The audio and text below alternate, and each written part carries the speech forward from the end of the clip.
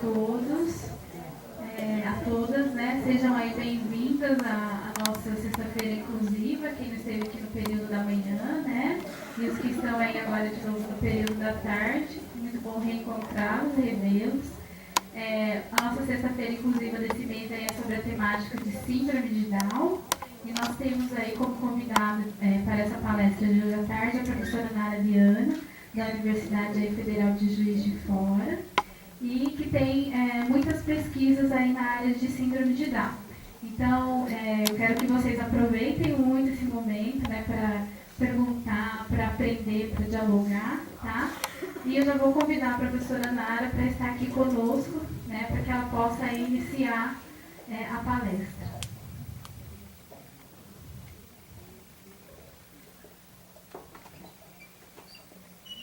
Boa tarde. Boa tarde.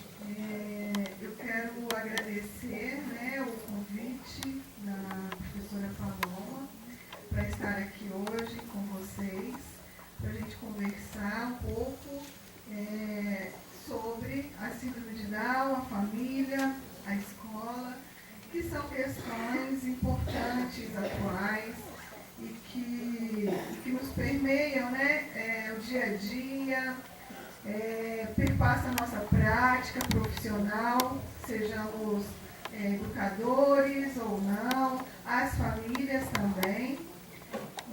E aí, então, é isso.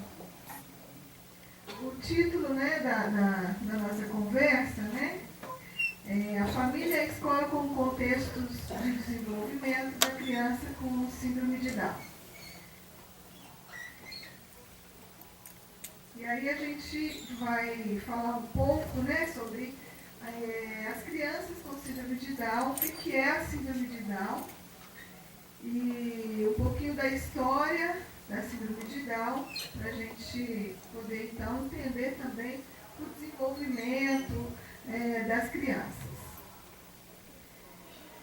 Há muitos anos, né, desde, então, o século XV, em algumas pinturas, em alguns quadros, né, já haviam pessoas, né, sendo retratadas nessas pinturas e que tinham traços das pessoas com síndrome de Down. Então a gente tem registros muito antigos, né, da síndrome de Down. Em 1838, Esquirol faz uma referência à síndrome de Down em um dicionário médico. Mais para frente, então, outros estudiosos, né, também começam a retratar, a descrever características, e muito mais características que a gente chama de características fenotípicas, que são as características da fisionomia deles, né, das pessoas com síndrome de Down, e alguns já descrevendo alguns traços clínicos, né, já observando aí algumas características mais relacionadas, por exemplo, à deficiência intelectual. Então, em 1844, a gente já tem um livro, né, que já se refere à síndrome de Down como uma idiotia do tipo mongoloide. Mais para frente, Eduardo Sagan já denomina de cretinismo fulfuráceo. E tudo isso, todas essas denominações eram muito mais em função do que eles estavam observando naquele momento, identificando como características até então.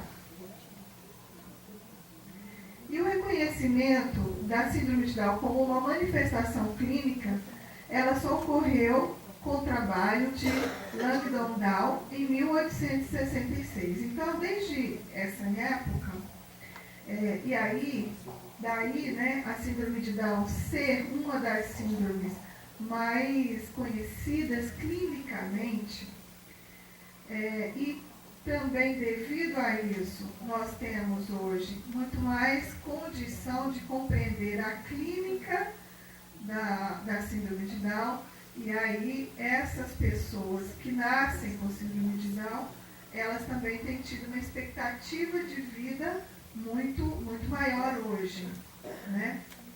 Justamente por se ter um conhecimento maior da clínica, de saber, por exemplo, que eles têm uma chance, né? Uma probabilidade de nascer com cardiopatias. Então, eles morriam muito cedo, então, até a gente às vezes ouve, né? Eles morrem cedo. Eles morriam, faleciam muito cedo, muito mais em função das cardiopatias. Então, conhecendo o quadro clínico, fica muito mais fácil da gente encaminhar, fazer os tratamentos que são necessários. Então, hoje, uma criança que nasce com síndrome de Down e que é fácil de ser identificada, né? Fácil assim, pelas características fisionômicas e depois ser confirmada pelo exame específico do cariótipo, ele já tem condição de encaminhar para fazer o cariótipo e para um cardiologista. E por isso a gente tem tido uma sobrevida muito maior.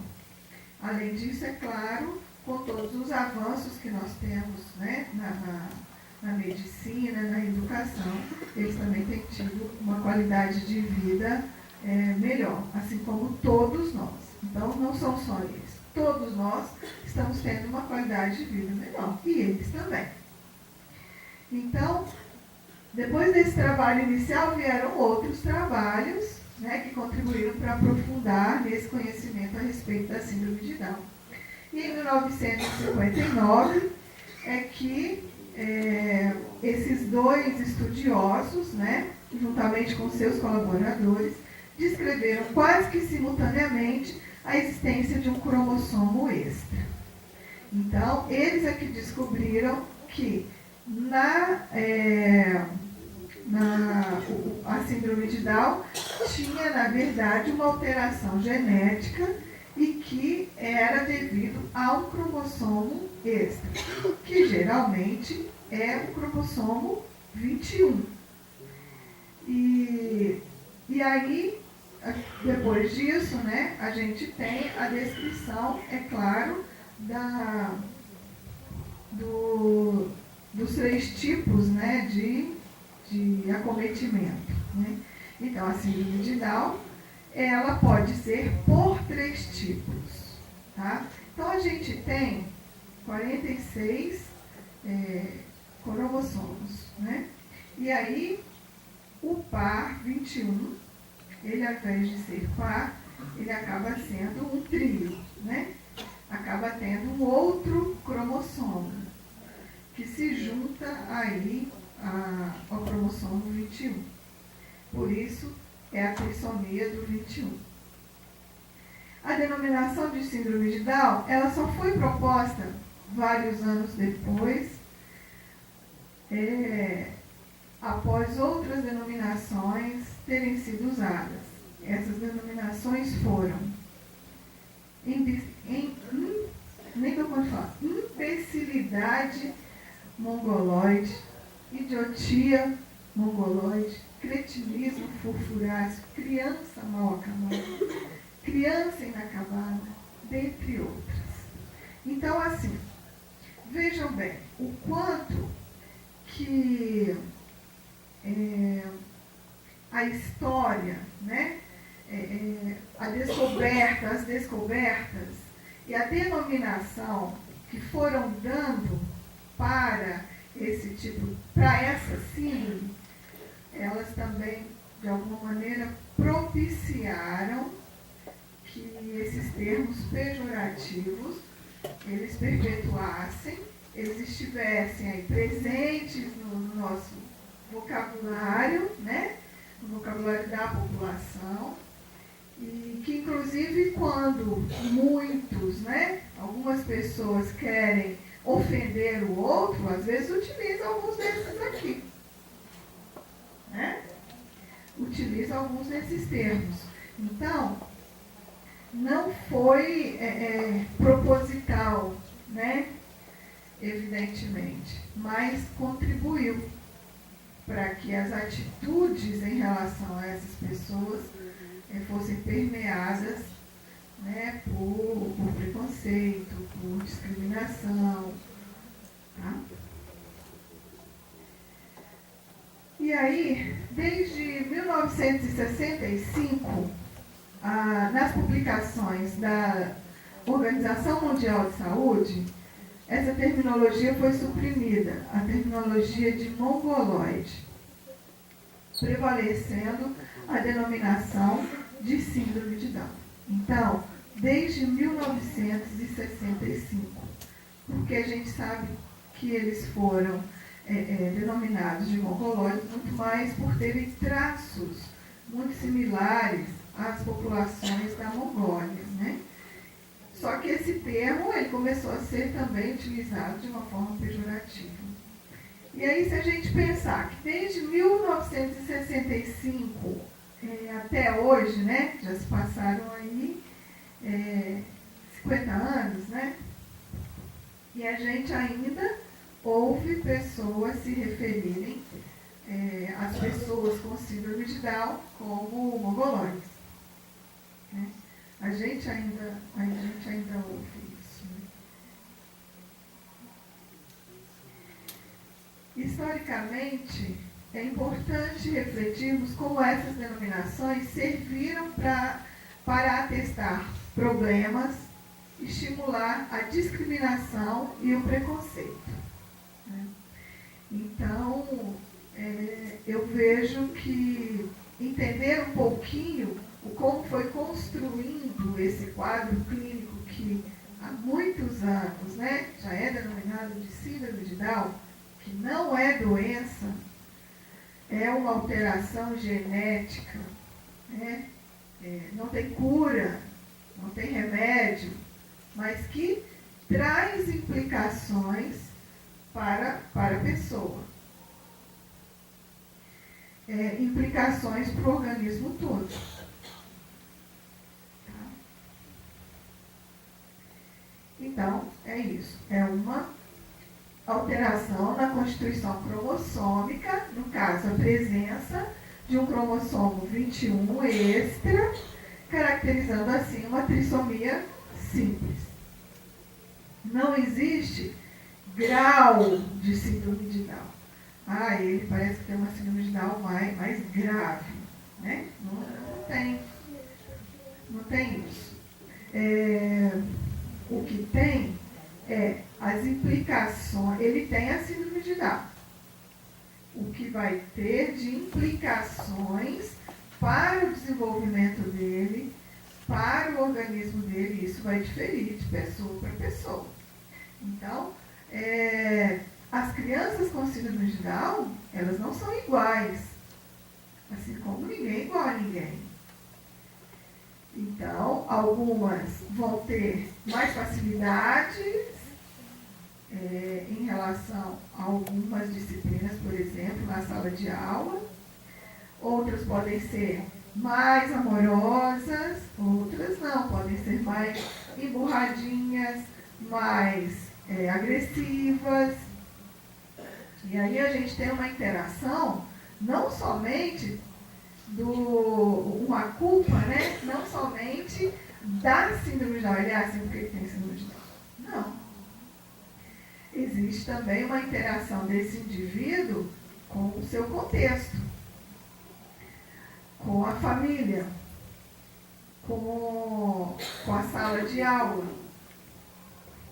Tá? Então, é assim como todos nós, né? Cada um é um, eles também, cada um é um.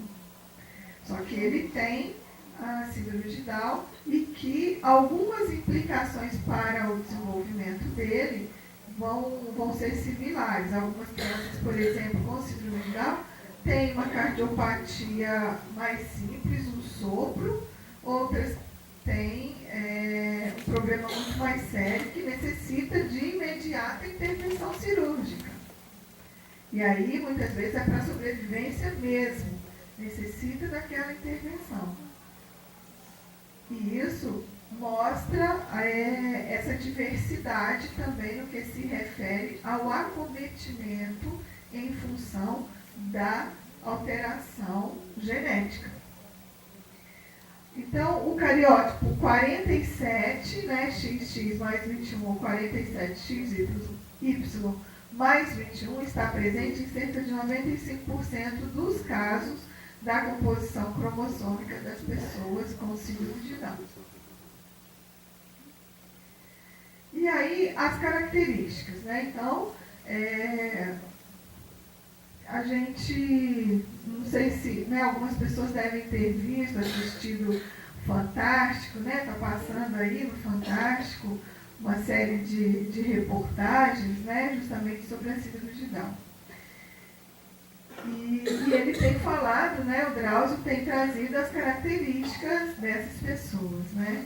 E aí, então, de 40% a 50% apresentam cardiopatias, que é, igual eu falei, pode ser, né, um sopro simples, como pode ser uma outra doença cardíaca que necessite de cirurgia. Tá? Desequilíbrios hormonais e imunológicos.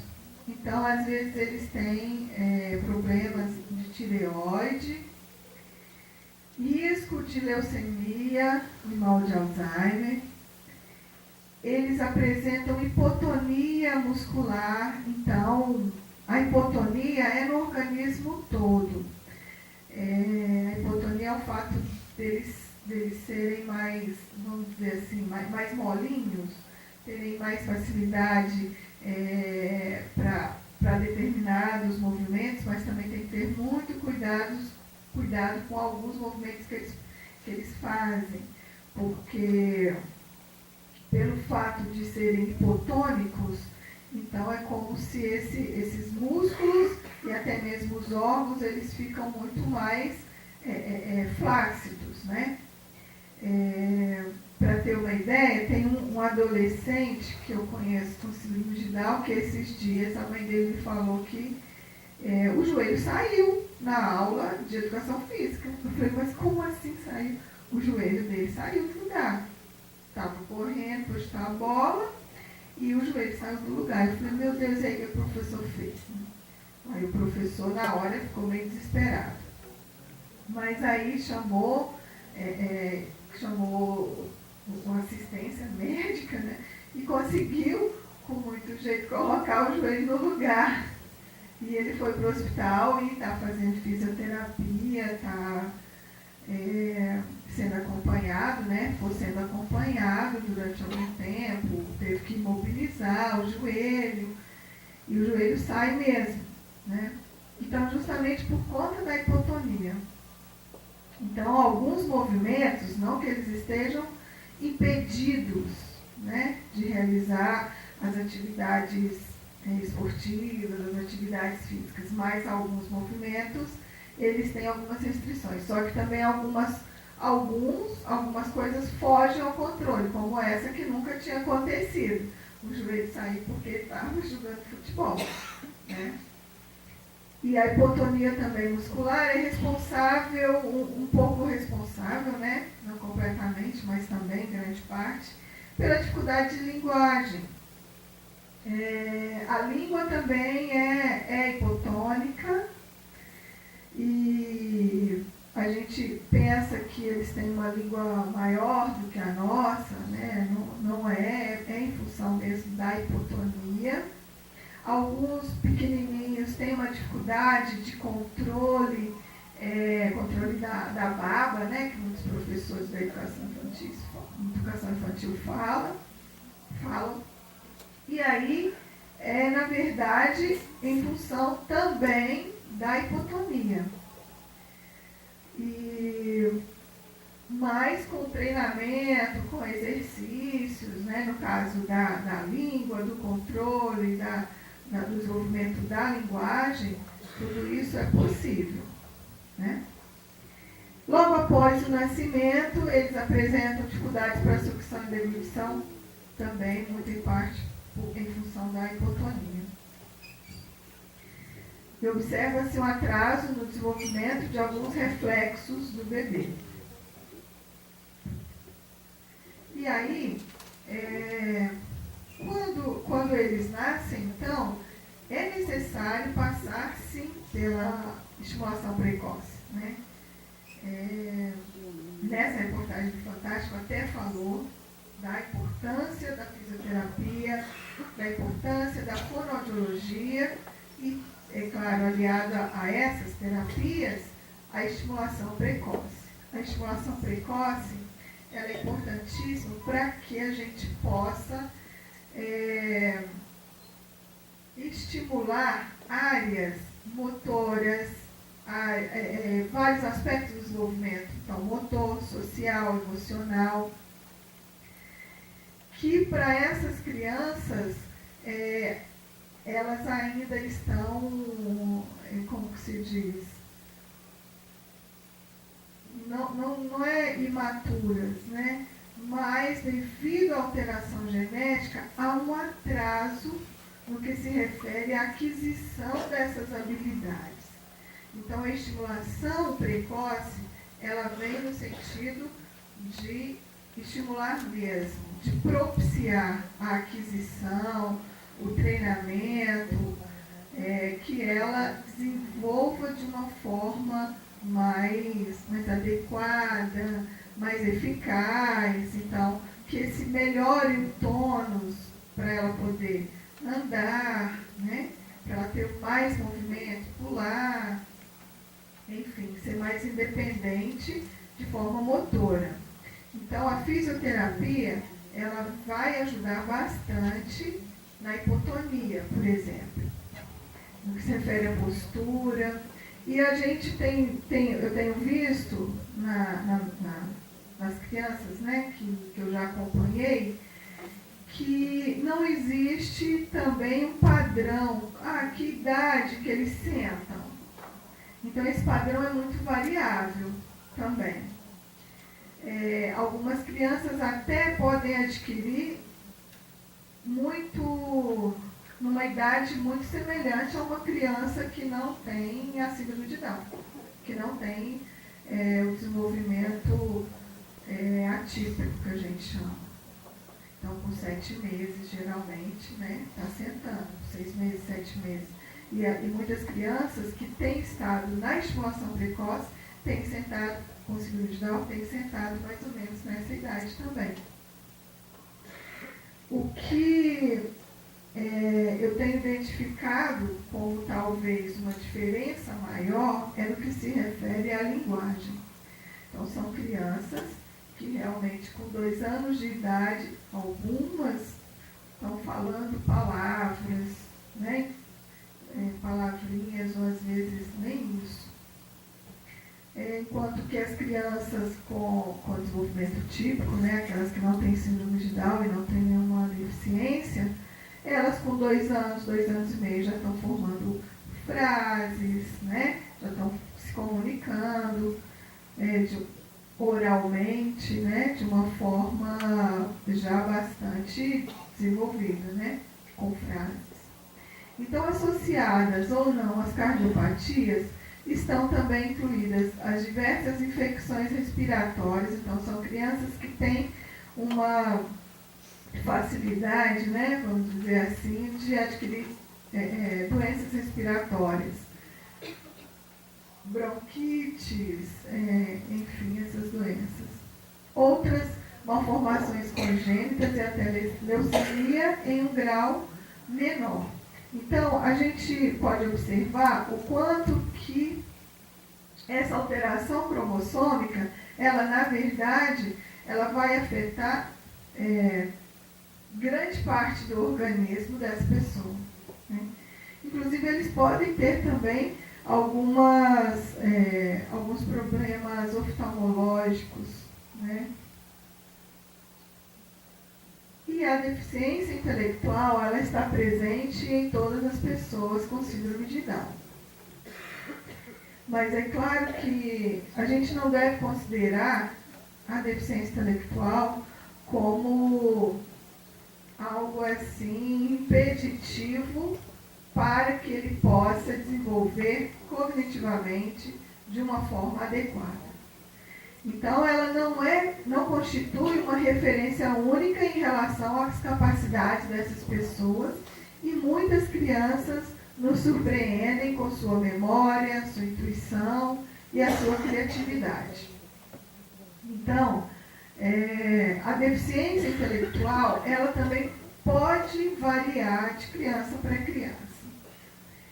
O que a gente tem visto é que aquelas crianças que têm tido o acesso às oportunidades, aos serviços de estimulação precoce, aos atendimentos, eles têm tido um desempenho melhor, né, do que as outras crianças que não têm frequentado os atendimentos. Então, alguns atendimentos, eles são realmente importantes. Então, a estimulação precoce, ela é importantíssima, né? E, geralmente, a estimulação, ela é feita, por exemplo, na APAE, a APAE faz, né? Tem esse atendimento.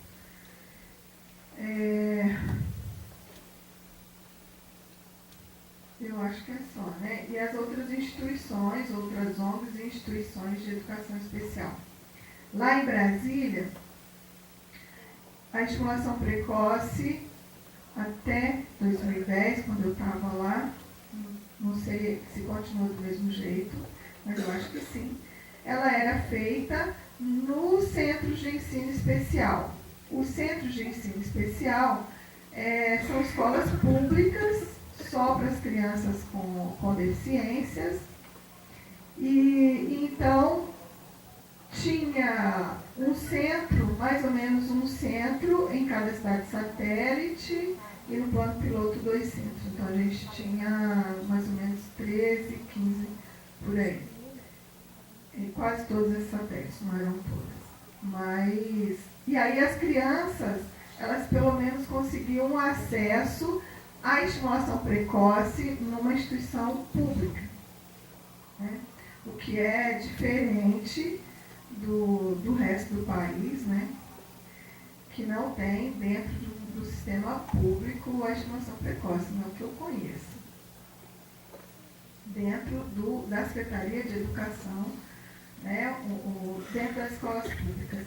E quando eu também saí de lá, havia a ideia de que a estimulação ela poderia ser também realizada dentro do Centro de Educação Infantil, porque ela é planejada não apenas para as pessoas com deficiência, mas para qualquer criança que se verificasse a necessidade desse tipo de atendimento. Então, as crianças prematuras, por quê? Porque ela é preventiva.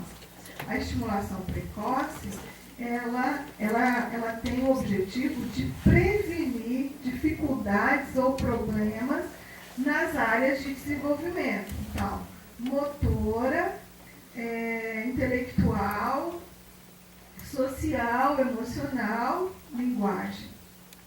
Então, ela vem, na verdade, como um atendimento, um serviço ofertado, mas no sentido de prevenção. Então, as crianças prematuras, cujo pediatra encaminhasse, as crianças de baixo peso, né? Também, enfim, aquelas crianças que o pediatra identificasse alguma necessidade, dependendo, né, do quadro, que necessitasse de realmente uma intervenção. E isso eu acho que é importantíssimo que a gente pense o quanto os serviços são desiguais no nosso país. Então, a gente tem as pessoas, se a gente pensar na maioria da nossa população que tem filhos com deficiência, que necessitam de um serviço de estimulação precoce e que é essencial, porque pode prevenir, porque vai ajudar, né, uma necessidade dessa criança, e que muitos deles, muitas vezes, ficam sem o acesso a esse tipo de serviço.